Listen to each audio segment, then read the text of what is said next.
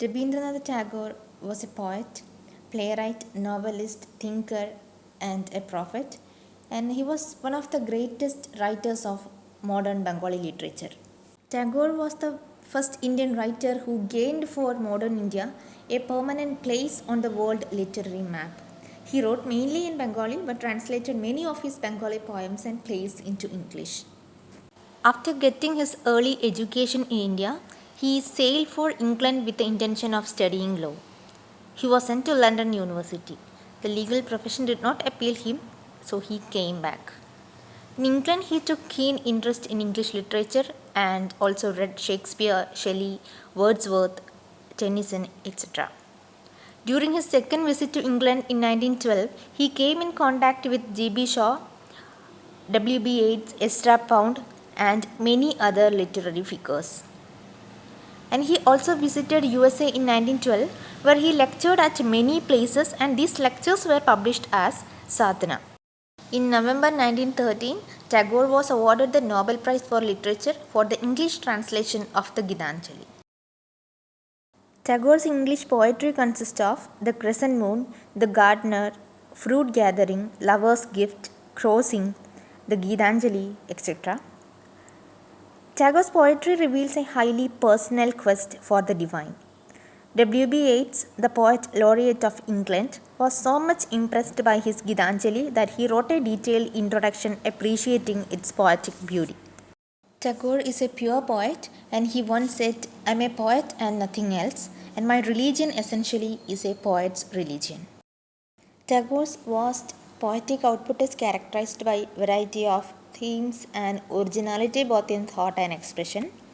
And Tagore was a mystic romantic poet like Blake and Wordsworth.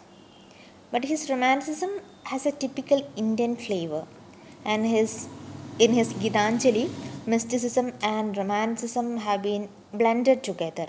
And Gitanjali is mainly a collection of lyrics of devotion in the great Indian tradition. Love of nature and love of humanity distinguish his poetry, and he was a great love poet also. He is intoxicated with the love of God. Tagore's poetry is universal in its appeal, and he is a poet of joys and hope. He envisions a better and happier future for mankind. The Child was originally written in English and later it was translated to Bengali as the name Shishutirtha, and it is Tagore's only poem written in English. And this poem is interpreted as spiritual journey of man through the ages from ignorance to self-realization. And the poem deals with the value of spirituality and humanism. It says that the journey of every man depends on his hope, faith and duty. This poem was written in 1930, sometimes after First World War. After World War, the whole world experienced a period of chaos and instability. And we can also say that this poem is a spiritual journey or spiritual pilgrimage from all this instability experienced by human beings. The poem was inspired by both Mahatma Gandhi and Jesus Christ, and the very title of the poem, The Child, symbolizes a new beginning and freedom achieved successfully. Tagore believed that it is only through children that the world could be retrieved or redeemed. This poem is a long one with 10 sections, and just look at the first section of the poem. The first section of the poem says that people are in a chaotic and confused situation. The first stanza says, every people are trapped in a maze of uncertainty.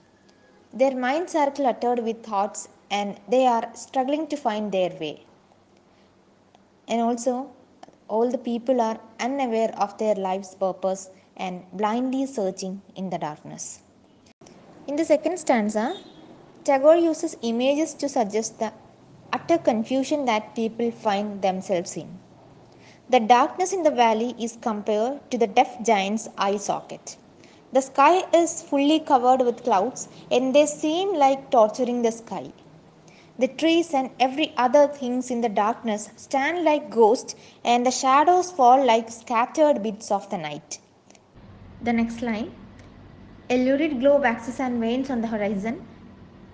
Is it an ultimate threat from an alien star or an elemental hunger licking the sky, which means the light on the horizon is an unwelcome glare, an absolutely unpleasant light, and which rises and falls on the horizon. People are in completely confused situation that they are doubting whether the light is an indication of any alien attack or an upcoming disaster.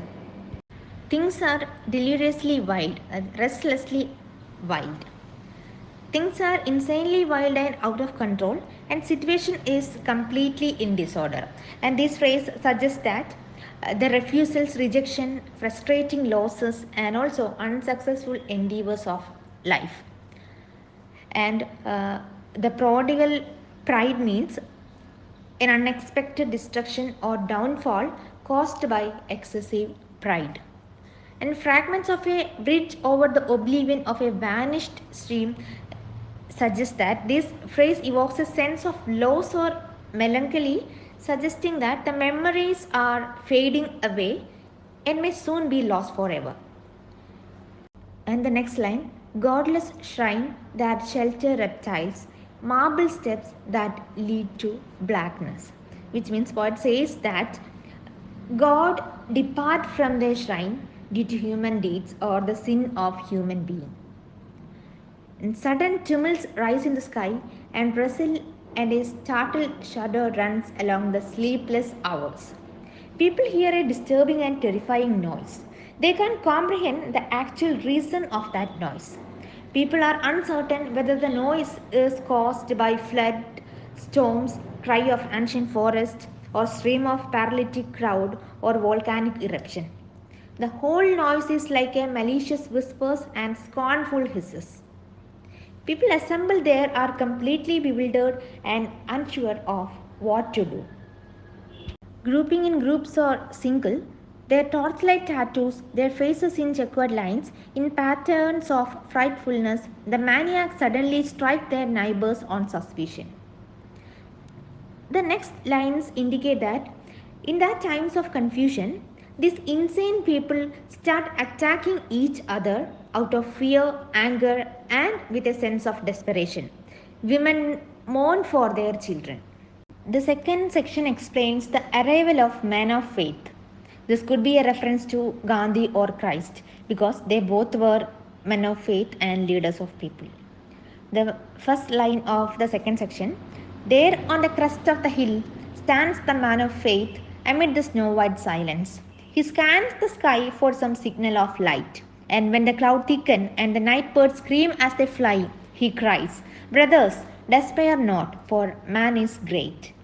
But they never heed him, for they believe that the elemental brute is eternal and goodness in its depth is darkly cunning in deception. When beaten and wounded they cry, brother, where art thou? The answer comes, I am by your side, but they cannot see in the dark. And they argue that the voice is of their own desperate desire, that men are ever condemned to fight for phantoms in an interminable desert of mutual menace. And the first line says that, amid the snow-white silence, the man of faith stands as a beacon of hope. He came there to guide the people toward the right path. He keeps his eyes fixed in the sky, searching for a sparkle of light. When people cry out of pain and despair, man of faith tries to comfort them by assuring them that he is there to support, but people never paid attention to him. They seem to doubt themselves and struggle to recognize their own worth. The man of faith continues to offer his help, but they are unwilling to acknowledge it. And the third section begins with the clouds part. The morning star appears in the east. Breath of relief springs up from the heart of the earth, which indicate that morning arrives. The phrase the star appears in the east could be the reference to the birth of Christ.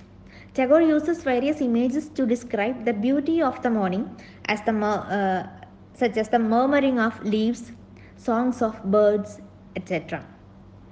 The time has come, proclaims the man of faith. The time for what?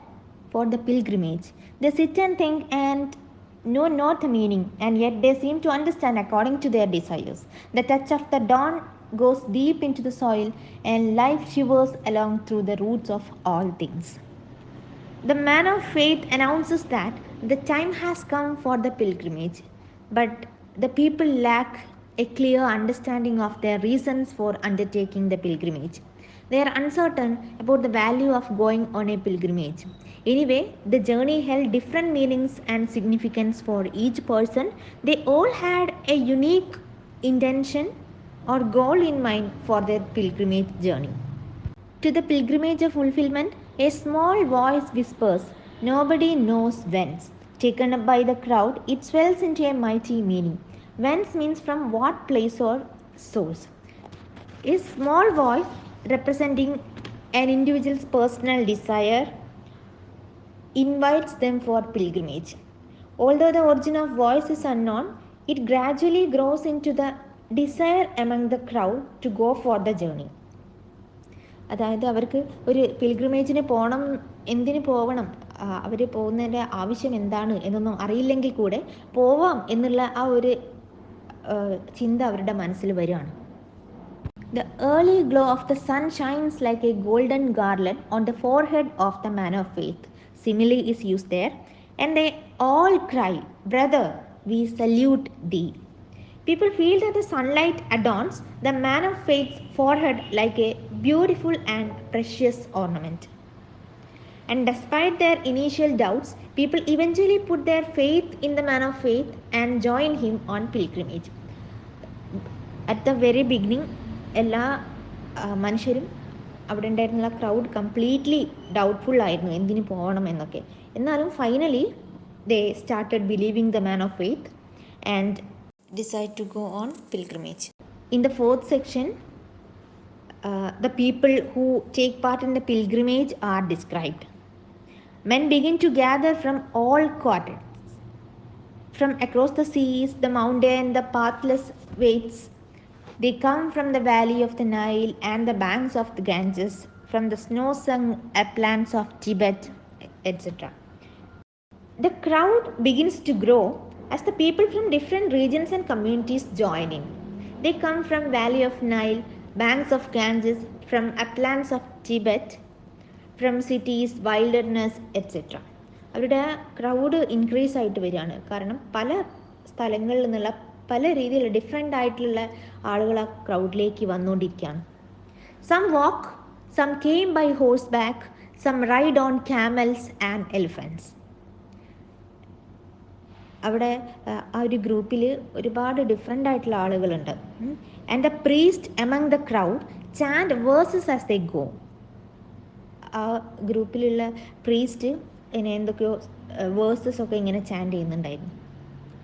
The priests of all creeds burn incense, chanting verses as they go.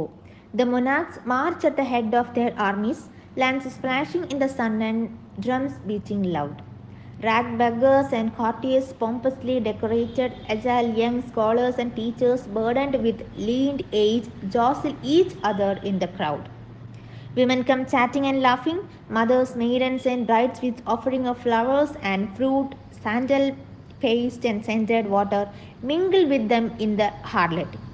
Complete ആയിട്ടും ആ ഒരു ക്രൗഡിൽ ഏതൊക്കെ type of people ഉണ്ട് എന്നുള്ളത് കൂടെ പറയാണ്. And what is the priest doing? The priests among the crowd chant verses as they go, and the monarchs lead their armies at the front of the march. Within the crowd, there are people from different walks of life such as beggars, courtiers, teachers, scholars, the crippled, the blind, the sick, the dissolute, the thief, etc. And what are the women among the group doing? The women among the crowd come chatting and laughing, and the mothers, maidens and brides come with offering of flowers, fruit, sandal paste and scented water. But anyway, they all were greedy and prioritized their own selfish motives above the common good. ഇത്രയും ആളുകൾ വരുന്നുണ്ടെങ്കിൽ അവർക്കൊക്കെ ഈ പിലിഗ്രിമേജിന് പോകാനായിട്ട് അവരുടേതായിട്ടുള്ള selfish motifs ആയിരുന്നു ഉണ്ടായിരുന്നത്.